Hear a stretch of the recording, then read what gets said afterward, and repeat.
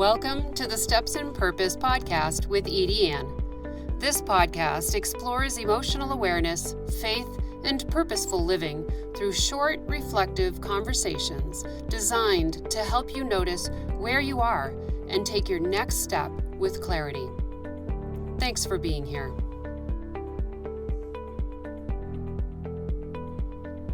Have you ever wondered why you keep reacting the way you do, even when a part of you wants to respond completely differently? Did you know that's such a human thing to do? And honestly, it's one of the biggest reasons people miss the gift of this work that I'm doing. The emotion gauge is a simple way to understand where you're living emotionally by helping you notice the level that is shaping your thoughts, reactions, and choices most often, okay? It moves from lower levels like disengaged, survival, victim, and frustration into higher levels like hopeful, empowered, aligned, and joyful. It is not about labeling yourself. Please understand that. There's no labels here. It's about recognizing your emotional home base with honesty so you can understand yourself more clearly and move forward with purpose. Most of us have spent years learning how to present well, to push through, to stay productive, to look fine, and keep moving, right? So when it's time to slow down and ask where we really are emotionally, it can feel a little unfamiliar at first. We can answer from our roles. We might answer from our responsibilities. We might answer from our intentions or our image instead of our actual inner world. Okay? So that's why finding yourself on the emotion gauge takes more than picking a word and then moving on.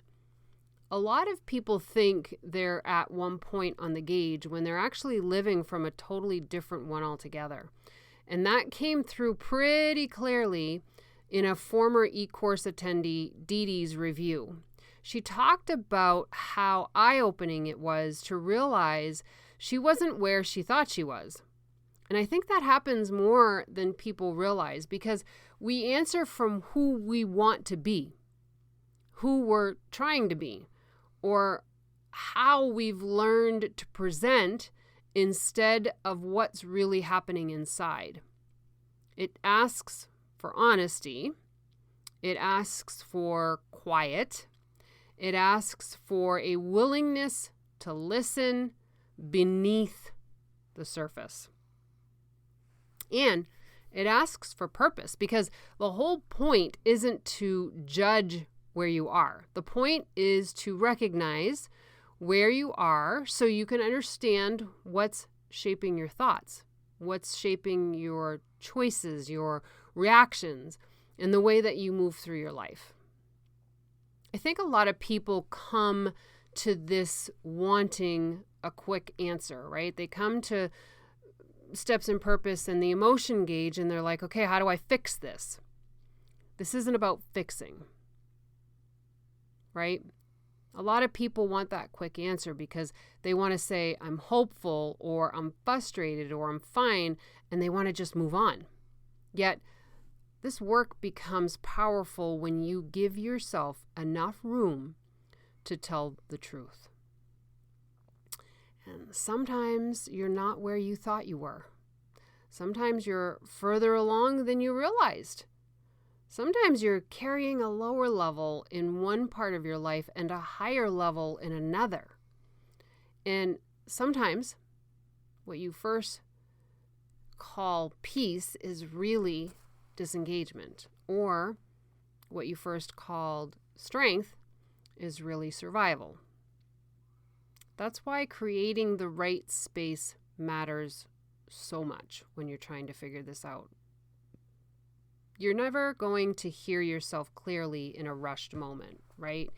In the middle of scrolling or while you're trying to answer like a good student taking a test, okay? This is more like sitting down with a trusted friend, finally being honest about what's really going on inside you. It helps to slow down. It helps to breathe. It helps to put the phone down.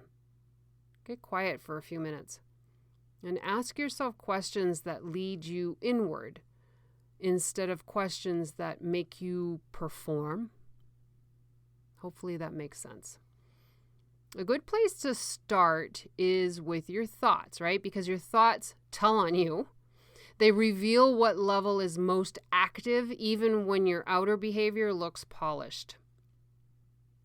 So instead of asking yourself what you should feel, ask yourself what you've been saying inside your head lately. What's the story you keep repeating? What thought do you return to when you're tired, when you get triggered, when you are discouraged or under pressure? What do you believe about yourself, about your life, other people, and what is possible right now? Okay, those questions matter because each level on the emotion gauge carries its own kind of inner language. Okay, disengaged is sounding flat and disconnected. Okay, survival is going to sound urgent and overloaded. Victim is going to sound stuck and powerless.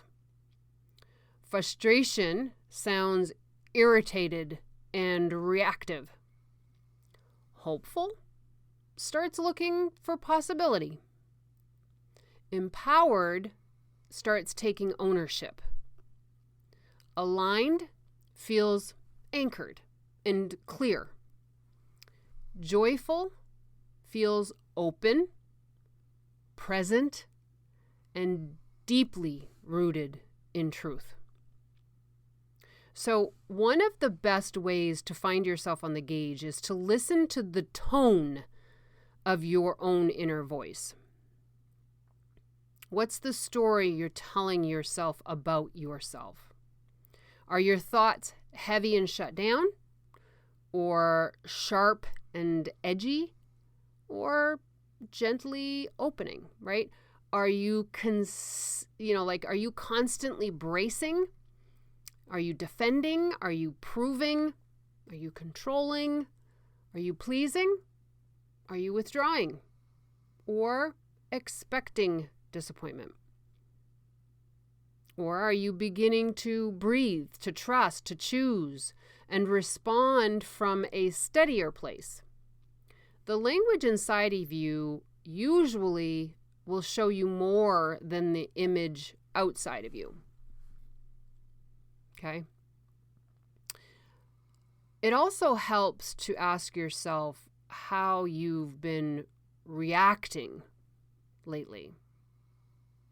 Not just what happened, but how you moved through what happened, right? When something inconvenient happens, where do you go first? Like when someone disappoints you, what rises up in you? When life feels uncertain, what kind of story does your mind start telling you? Those reactions can reveal a lot, because the emotion gauge isn't only about what you say in a calm moment, it's about what lives closest to the surface when life presses on you, when you're feeling stepped on or pressured. And I think this is important too. You want to approach this with curiosity instead of criticism, please. We're not labeling here. We're finding a guide. It's a map. We're not criticizing you. We're not trying to fix you, right? So we're in a state of curiosity. We want to kind of figure out where we're at. And the only way to do that is to guide you on this level, on this gauge, to figure out what level you're at, okay? You're not trying to earn a better answer. You're not trying to be in a better level. You're not trying to sound evolved. You're not trying to rush yourself to a higher level because it seems prettier or more spiritual, okay? You're simply trying to tell the truth. Truth is what makes this work useful, okay? Being honest with yourself. Truth is what lets the gauge become a mirror instead of just a nice idea. That's where purpose comes in, okay? When you sit down to find yourself on the emotion gauge, do it with the purpose of understanding, not condemning.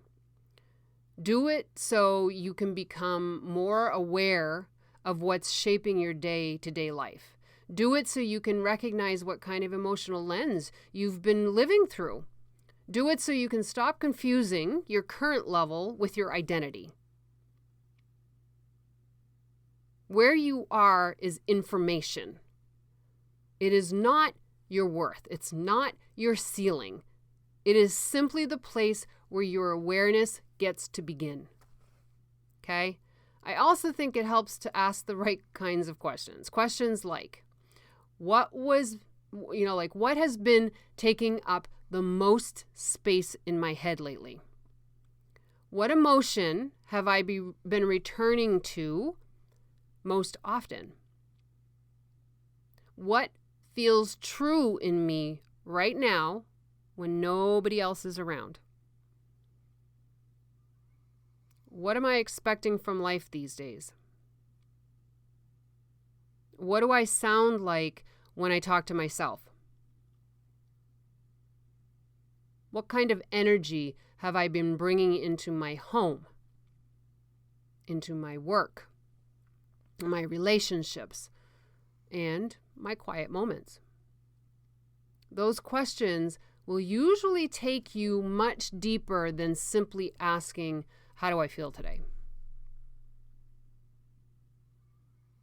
Give yourself enough room to notice patterns instead of single moments, okay? Everybody has hard moments. Everybody has off days. Finding yourself on the gauge isn't about one emotional blip. It's about the level that feels most familiar, most repeated, most lived in lately. It's the emotional home base you keep returning to. That's why it helps to look at your patterns over the last week or two instead of grabbing the first feeling that showed up 5 minutes ago. Another thing that helps is getting honest about where you feel most at home emotionally, even if it isn't where you want to be, right? You just have to get honest. Sometimes people know the language of higher levels well enough to describe them, yet their actual internal life is still living in survival or frustration or victim. And that's okay. This isn't about getting caught. It's about getting clear. And clarity is a gift because once you know where you are, you can stop fumbling in the dark. Listen, I'm that type of person. I know the language. I know the lingo. I know where I'd like to be most of the time, but I also know where I get stuck most of the time. And if I'm honest with myself, then it gives me the ability to get out of those moments much quicker. It's not about fixing me. It's about not making camp there. It's about not allowing myself to feel bad in a moment, but getting closer to joy in the next moment. Okay? I think one of the most powerful things you can do is create a simple rhythm around this, right? Maybe you sit with the gauge once a week. Maybe you journal with it. Maybe you ask yourself 3 honest questions at the end of each day. Maybe you notice which level you tend to slip into under stress and which level feels available when you feel safe and grounded. The more you practice paying attention, the easier it becomes to recognize yourself with honesty and grace. And you're going to know where you are on the gauge much quicker. And that grace part matters a lot because some people discover they've been sitting lower on the gauge than they thought. And they instantly judge themselves. Yet this work has never meant to shame anyone. It was meant to show you awareness is a kindness. Awareness is how you stop living on autopilot. Awareness is how you begin choosing with more intention. If the gauge helps you tell yourself the truth, then it is already doing its job. So, if you really want to find yourself on the emotion gauge successfully and with purpose, start by creating quiet. Ask better questions. Listen to your inner language. Notice your reactions. Look for patterns. Tell the truth. And hold on to all of it with compassion. And listen, if you'd like a gentle place to begin, I created a free emotion gauge assessment to make it easy for you. Kind of a fun little thing at EdieAnne.com. So EdieAnne.com. That can help you start looking at where you are in that moment, okay? Because the goal here isn't to label yourself and then move on, right? The goal is to understand yourself well enough to recognize what level has been leading your life lately. And once you know that, everything gets clear. Your thoughts make more sense, your reactions make more sense, your relationships make more sense. And from that place, you can begin shifting with awareness instead of wondering without language or purpose. So today I want to leave you with this question. If you really get honest with yourself, where do you actually live most often on the emotion gauge right now? Your invitation today is to create 10 quiet minutes for yourself. Ask a few honest questions and listen to the thoughts you've been living with lately. Let those answers come from truth, not pressure. That's where real awareness begins, and that's where purpose starts to come alive. Because you know what? Your next step really matters. Thanks for spending this time with me. Until next time, keep stepping in purpose.